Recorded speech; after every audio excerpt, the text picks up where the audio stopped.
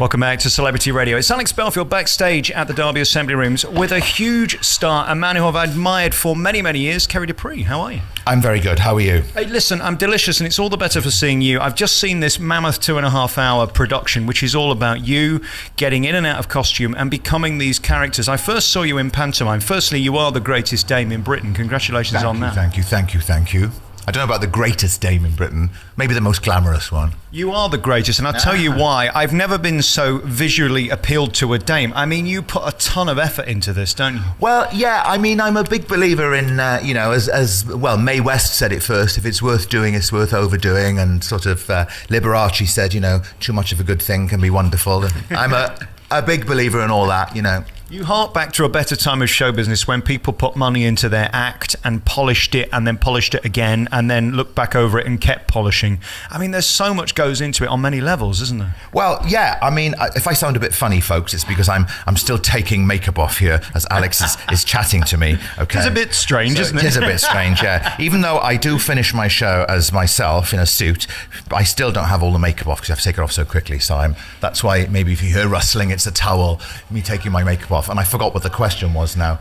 Oh, yes, show business. Yes, I do. Well, I suppose, yeah. But I'm a big believer in, that the sort of old-fashioned side of show business is going. So many comics sort of just turn up, in a T-shirt and a pair of jeans, and on they go, which is nothing wrong with that, I suppose. But I like to go and see something that's a bit of escapism, Me and Shirley Bassey's fabulous costumes. Even Ken Dodd wears bright suits, and even Roy Chubby Brown wears a suit and a flying helmet, and it's an image, They don't have any images now, really. Do you know what I mean? They just come on in a suit or no one seems to be.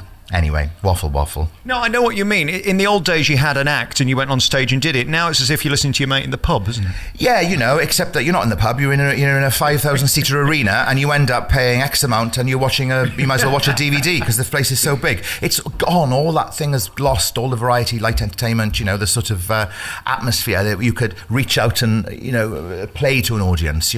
What I love about your act as well, Jim Davidson said this to me once, that one of the things he found most disappointing about his career was that he could do the R18 stuff in front of audiences in Doncaster on a Monday and then turn up in Panto on the Friday and be family friendly. You're exactly that, aren't you? Well, yes. I mean, if you're doing pantomime, you're not going to be rude or blue at all in pantomime. It's the same as if you're doing a rugby club in Leeds or something. Your act's going to be different unless you're doing a bar mitzvah at the Dorchester or something, or a private function, or you're doing something for the ladies who lunch in Mayfair, or you might be doing a ladies' night in Grimsby. It's going to be completely different. You play to your audience. I'll know how far I can go. I mean, sometimes you tell a gag and people recoil in horror. They go, and you think, oh, shouldn't have said that. Move on. You know what I mean? Or sometimes you'll do a gag, nobody will laugh. Move on. That's experience you get used to. Years and years ago, nobody laughed. I went to pieces. What's wrong with me? Everyone hates me. Da, da, da, da. But it's like tonight's audience was different to last night.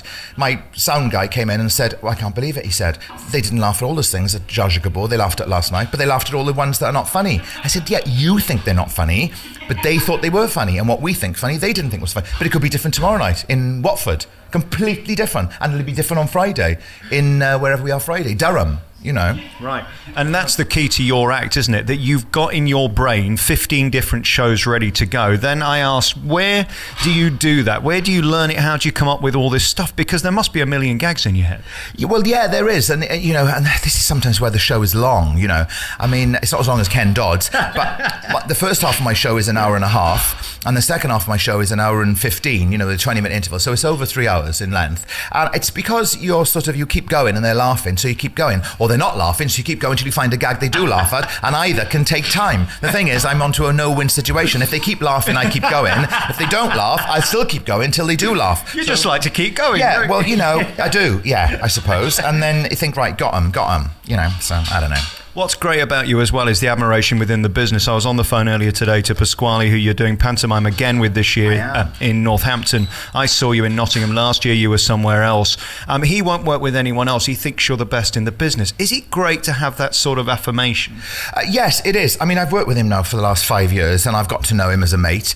And when we first met, we were wary of each other, but people are like that. You are wary of other people and this, that, the other. And, I come along, this great big glamorous dame wearing these fabulous costumes, and he thought, hello. And then I saw him and I thought, hello, Mr. Squeaky and this, that, the other. But we got on so well, and that we just got on really well. And there's no, well, we don't even say to each other, look, do you mind if I do this? Do you not mind if I do that? Oh, sorry about doing that. Did I, none of that. We just go. We just do it. And again, what you do have in common is your love of the business. He's like you. He loved variety, yes. And fights for it today. Yes, he does. And he, one of his heroes was Bob Monkhouse, who I absolutely loved as well. He was a great stand-up, and he loves all the sort of stuff that I love, and lots of people do. The Brian Connolly, he's the same. There's that sort of era of people, and I don't know. People just say sometimes they go, oh, well, it's a bit old-fashioned.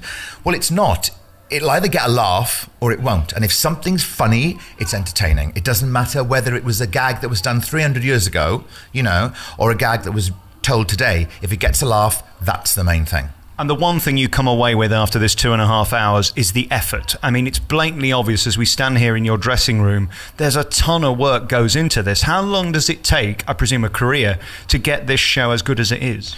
This particular show has got 16 costume changes in it, and it's picking which women to do, this time we sort of gave the show a title, Fit for a Queen. The first half of the show is, as you saw tonight, from women from all over the world, from, Brazil, guess who that one is, and Iceland and Hungary and South Africa and America, and Greece and Australia and everything. And then the second half then, it's the good old red, white and blue. It's all British, the best of British. It could be Diana Dawes, or it could be Amy Winehouse, or Barbara Cartland or Mrs. Thatcher, Joan Collins, all the British ladies, Do you need a psychologist? There was a point where I was watching you doing Dame Edna, ad-libbing as yourself, ad-libbing as Dame Edna. I mean, by the time we got to the fourth person, the gags were coming out and they just loved it. It must be strange being you sometimes, because you're in character, but you're still thinking as yourself, aren't you?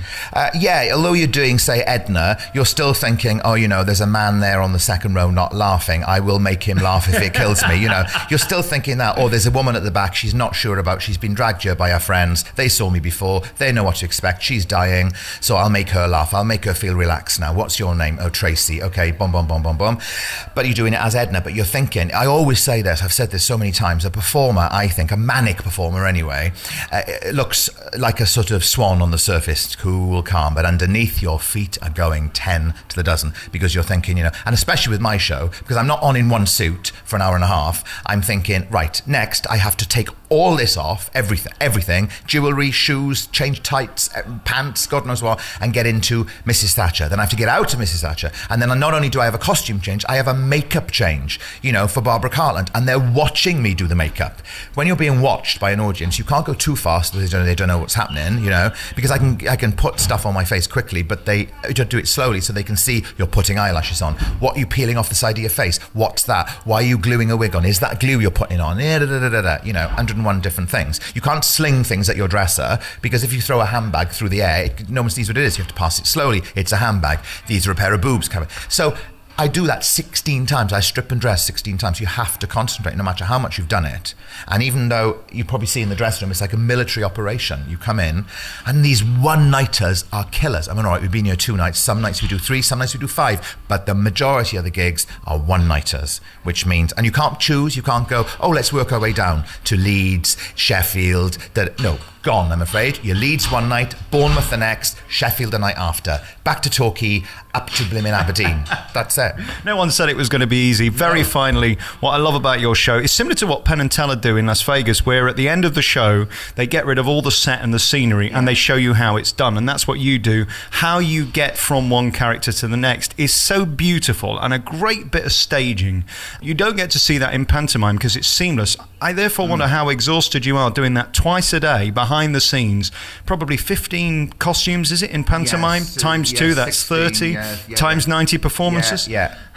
Well, you see, pantomime for me is not, I don't find it hard. I've said this a few times. I don't find it, compared to what I do for the rest of the year, this is the killer. The one-man show, because although I've got a team of 5 behind me, it's me on the stage for 2.5 hours, and I am carrying every single bit of the show. I am carrying all the costumes, all the characters, all the gags, all the everything. Although, so if it's something that doesn't get a laugh, everything is my fault, whereas in an ensemble, you might have 8, 9, 10 other people around you. If I do a musical or something, or a comedy piece or whatever, you've got other people in the show, So, yeah, even if you've got you're doing maybe a casino or something, and you have dancers with you and a couple of support acts, you can chill a little bit. But this is like you start, boom. Even in the interval, I'm boiling hot in the interval, I'm cooling down, then I have to start retouching my makeup up, then I get dressed as the next character, put it all on. So it's really non-stop. From when I get here, I come in, if it's a 7:30 show, I'll come into the theatre at about 5 o'clock, and start getting ready. You are truly to be admired, and you're exceptional. What you do on stage is so brilliant and so crafted and a lifetime's work, and I hope you know how great it looks, because I know you're too busy doing it, but congratulations. Well, you don't always see what it's like, because sometimes it can be a shambles backstage, and I'll say to these guys, well, that show tonight was awful. It didn't run, and you dropped that on the floor, and I hit that over, and da-da-da. But the audience they only see what they see, you see. And I mean, I've learnt from the greatest people like Stanley Baxter and Danny Rue and Dick Emery and all these people I loved, and I grew up on Are You Being Served and the Carry On films and all that, and I learnt from those guys, you see. You truly are a genius. Thank you so much. Good luck with Pantomime. He's coming to Northampton. You're on tour, Fit for a Queen, through the autumn. Your website? Just go to www.ceridupree.com, or you can go on Twitter, follow me on Twitter, or you can go onto my Facebook wall and leave a comment, whatever. Really, congratulations. Thank you so much. Thank you.